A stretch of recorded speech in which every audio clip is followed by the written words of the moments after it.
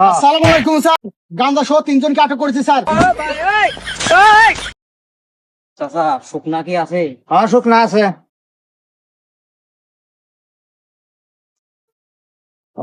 হ্যাঁ শুকনা আছে? হ্যাঁ আছে। কতটুকু আছে? এই যে মাত্র এলু এরা দিয়ে দিলাম। নিল হ্যাঁ, কতটুকু দিতে পারবেন? আমরা লাগবো কতখানি? কত নিব? আমার কাছে 1 কেজি আছে। 1 কেজি? হ্যাঁ। কত রাখবেন? একবারে 50,000 টাকা কেজি। 50,000? আসসালামু আলাইকুম স্যার, গান্দা সহ তিনজনকে আটক করেছি স্যার।